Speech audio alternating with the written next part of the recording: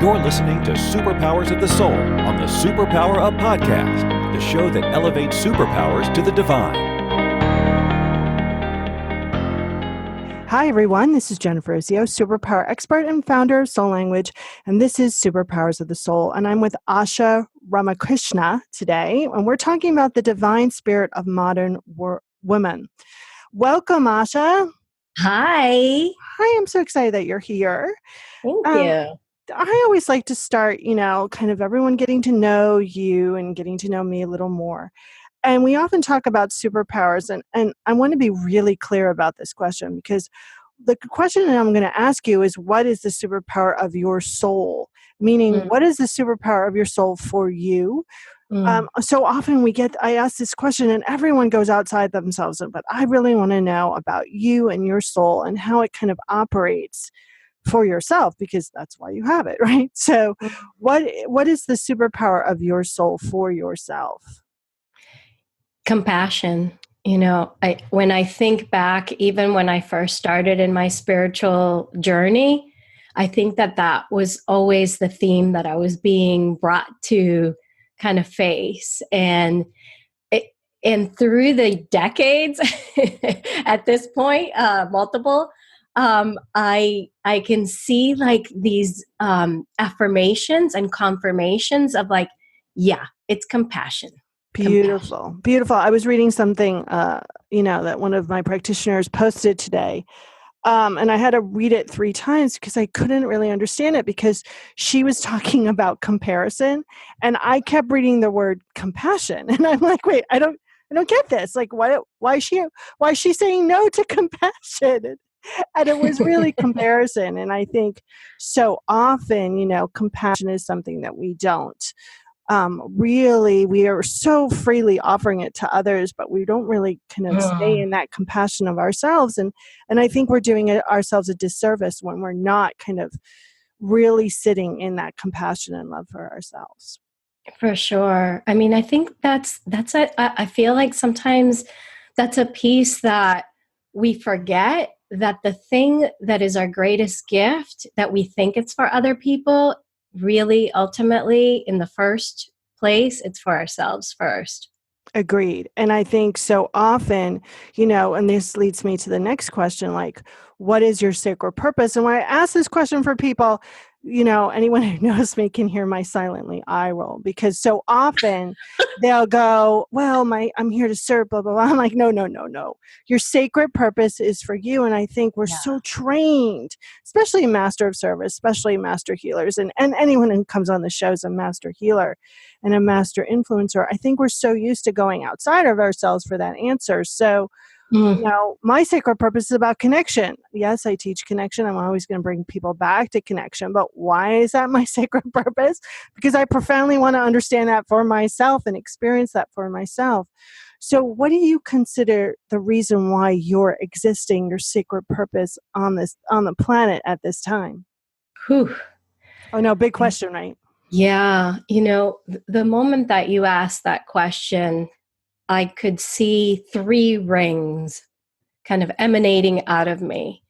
And the first one is for myself. I feel that what I'm really here to do in this lifetime is to really bring in more of these feminine aspects of the divine or of woman into my life. I would definitely say that I was very masculine right from the get-go.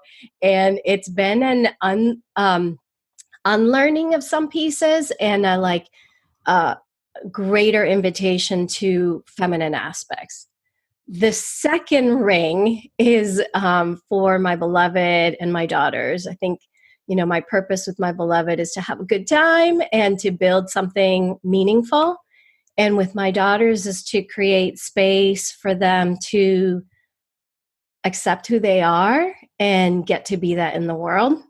And then that final ring, the purpose really feels, and it's ever evolving, right? It always has different flavors to it, but it really feels like it's this like deep invitation to ground our soul into our everyday life as much as possible and letting go of the conditioning from society, family, DNA, if you believe in past lives, that too, like letting go of those things and really like opening up to how the soul, how the divine can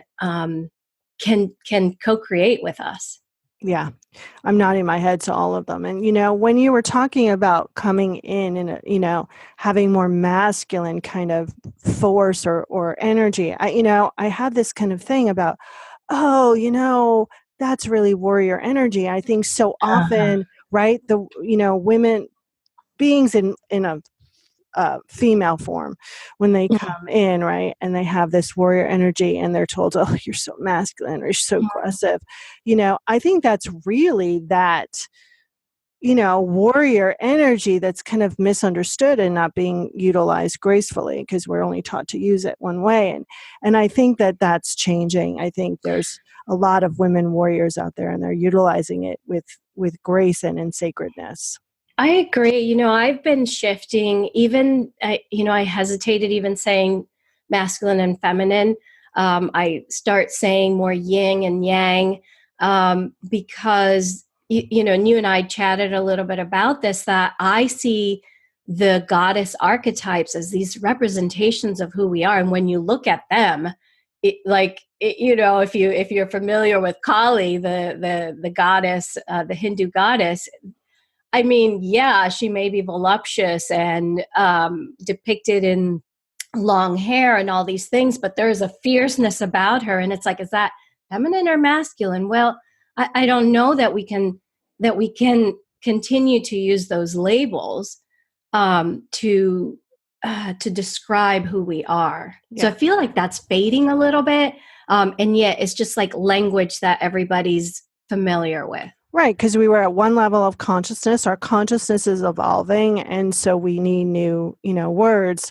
I heard something the other day, labels are for cans, So, I mean, and I love that, but, there's this sacred kind of, more of a moving forward energy, and then there's the sacred of that pausing and receiving. And I think that, we're just finding new words to describe what we're experiencing. And, when we do it from the place of the consciousness of love, people will get our meaning versus what we're saying. And I think that's really important. And I think that's the same with, when it's not in the consciousness of love and labels. And it's just like, I feel like it's this like dance though, right? Like we hold this vision for, let's say that we don't say sacred feminine or sacred masculine, we say sacred human. We hold this vision for sacred human, but we can't ignore that that woman does not have the same level of presence or reverence in the world, right? So it's just like dance of like holding this vision and still not ignoring, not doing some spiritual bypass and not ignoring what is actually happening today. Yeah. And I think when you take action from the knowing of wholeness and completeness, that you won't ignore things and that you will take action. And it doesn't mean that you have to hold up a placard and march. It means that you have to take sacred act, divinely inspired action that for your kind of soul's expression. And I think so often we're wrapped up in truth, which is kind of this moving target, like what is truth, right? So instead of the overall truth of that everyone on this planet is whole and complete, even if we can't see it. Yeah. Yeah. So let's, we got off on a lovely track, but before break, I want to ask you, what is your sacred purpose as it reflects in your work? How does it show up in the way you support your community in the world? It is always evolving. But I would say in this moment, 3 ways. One is through my writing. So I wrote a book, The Priestess Code, Awakening the Modern Woman. 2 is my podcast, Women on Purpose. And 3, this birthing of Modern Priestess School, where I'm really creating space for women of color and people who identify as being female, and those who want to support people of color. Beautiful. Okay. Give out your website or how people can get in touch with you prior to our break here. Sure. Asha is Now is the website, and Instagram is Asha is Now, and Facebook is Asha D Ramakrishna. Beautiful. Okay, everyone, stay tuned because we're going to be talking about the divine spirit of the modern woman. Hello, everyone. This is Tonya Don Rekla, Executive Director of Superpower Experts, and we want to thank each of you for making Superpower Up the #1 podcast network for personal development and spiritual growth. Because people like you have the courage to say that mindfulness, healthy living, disrupting reality, the pursuit of consciousness, responsible entrepreneurship, and radical parenting matter. We now amass over 1 million downloads monthly in more than 90 countries. Our numbers keep growing because there are far more people willing to live divergently than mass media wants to acknowledge. For you, the change makers, the light bearers, the way showers, we say thank you. If you're ready to take the next step in your evolution, go now to superpowerexperts.com and take the Superpower quiz. And as Neva Lee Rekla, our youngest podcaster, likes to remind us, remember, we all have superpowers and we can change the world. Well, welcome back. I'm Jennifer Urezzio, and this is Superpowers of the Soul. So, Asha, today we're talking about the divine spirit of modern woman. So, let's kind of talk a little bit about what you mean by the modern woman, because I want to be very clear. I don't want everyone to kind of, get off track in their own limiting beliefs. So, what are we talking about here when we talk about the modern woman? I mean, it's the woman of today, and there's such a complexity today because, we're redefining our roles. We're redefining our position in the world and deconditioning ourselves from the roles that we've played in the past. And yet, the system's not always in support of that position that we want to hold. Yeah. It's so funny because, I look at my career and growing up and if I reflect on it, did I have experiences where I was treated, one way because I was in a female form? Yes. But overall, I think I got more kind of mistreatment because I was a warrior in my form. Right? Don't be aggressive, too emotional, blah, blah, blah. And I feel like, wait.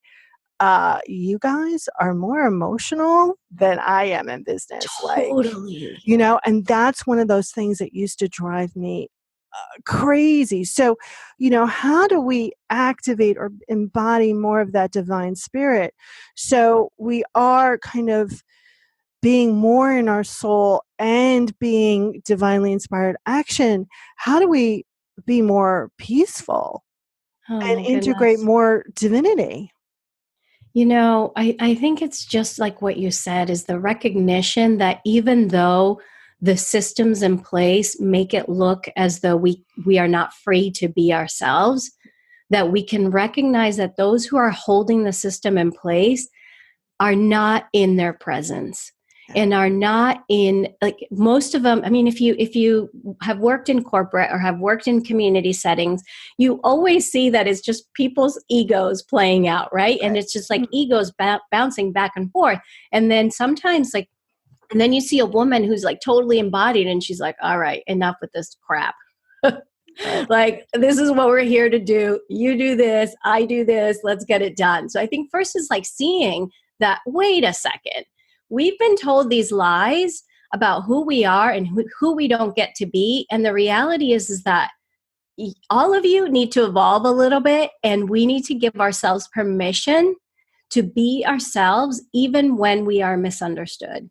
Yeah. And I talk a lot about the pass the butter voice, and the pass the butter voice is, you could tell somebody to go F themselves and they don't know it because it's in that pass the butter voice. It's smooth. And I wish I knew more of that in corporate America, because I remember having to raise my voice to be heard and then being yelled at. And I'd be like, wait, this guy was just, and it was, most of the accounts were, clients were men. This guy was just really out of line. And wait, So is it really about because he's a man, or is it really about because he's the money? And I think, there's so many kind of odd things at play here that when you tune into that divine spirit and go, okay, I'm whole and complete. What would I say? What would I do? What would I be here? If you allow that divine spirit to lead you through and step out of the pattern, I think that's extremely powerful. And I think also you become the most powerful person in the room because you're the person with the least amount of attachment. Yeah. And for me, I know that piece that I talked about earlier, compassion, has been just such an incredible teacher for me, because as much of a high stakes kind of high standards person that I am, with integrity and, with the things that I want to achieve and the people that I want to play with, I also have to remember that I'm human, they're human.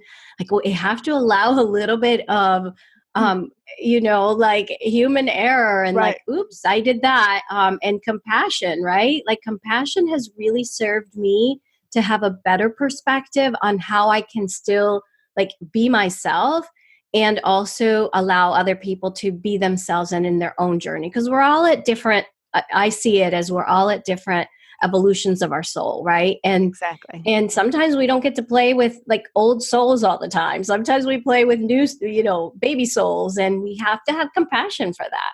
Yeah, and I would say that we're all at different evolutions of consciousness, right? And embodying that soul, right?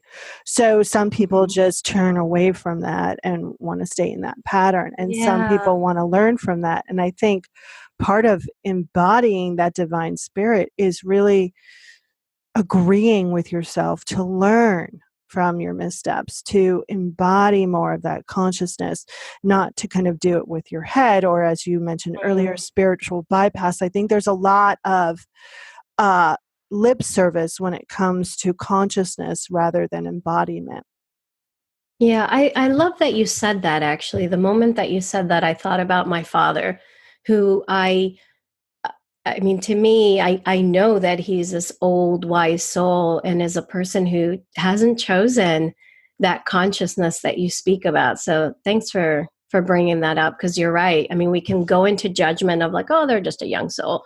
Or we can just be like, okay, that's a really ancient, wise soul who has just not make the conscious choice to align to their divine presence. Yeah. And I think it's really important when we see that, especially as master healers and as influencers, we don't take that personally. And I think that's another place where compassion can come in for ourselves. Because I think so often, here are our bright, shiny lights, and we're like, wait, I shine my light and you're deciding you don't want to flip your switch on. So what did I do wrong?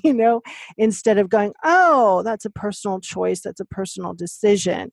And going, wait, I'm going to offer myself and that person compassion, but I'm going to find that community that wants to grow with me. And I think that's also something that the modern woman has to really kind of come to grips with, is finding those communities where they truly are themselves rather than trying to fit into a community. What do you think about that? Yeah, and I also, what I see, one of the principles in the book that I wrote is connect to a sisterhood, it will strengthen you. And when I read that, I was like, oh, please don't make me work on this. Please. Yay. And it was because I felt like there was so much wounding in me and in the spaces where I was trying to play in. And, like even spiritual spaces where you're like, we're a sisterhood. And then like horrific things happen. And it's such a confusing thing. And so what I see is that we are in this evolution and we are in this revolution of how do we get to be in sisterhood or sacred community in a way that like elevates all of us and also allows for that space for all of us, for, when we trip up, that we have compassion, that we have forgiveness in place, and that we have tools to say, okay, I'm going to do better. And this is how I'm going to communicate the wrong that I have done here and what I'm willing to do to repair that. I'm nodding my head. So as we're wrapping up here, I have 2 more questions for you, but please let people know how to get in touch with you. Well, the website is ashaisnow.com, podcast Women on Purpose, and Instagram Asha is Now, and Facebook Asha D Ramakrishna. Beautiful. So what is the one thing that you want people to remember from, excuse me, from our conversation today? I want people to remember that as complex as modern life may seem, and as unsupported as they may feel in moments, and that the spaces aren't there for them to be their full, divine, powerful, warrior, compassionate self, that there are spaces. Beautiful. That there are ways for us to be able to create space with others, to be ourselves, and to allow others to be themselves, and to still raise the bar every day to embody that divinity that lives inside of us. Love it. So if you were a magnet on whatever you call your higher powers refrigerator, what would your magnet say? Come home. Love it. Come home every day, every moment, every second. Beautiful. Well, I want to thank you so much for taking the time to chat with me today and being who you are, and really kind of changing how we're talking about masculine and feminine energy and the role of the modern woman. So thank you so much. Thank you for the space that you create and for the succinctness of how you do it. Everyone, if you like what you heard today, you can connect with me and all the other experts in the Superpower Net at superpowerexperts.com/the net. Thank you very much. And don't forget not just to find your connection, but to be your connection. Are you ready to discover your superpowers? Go now to superpowerexperts.com and take the Superpower Quiz today.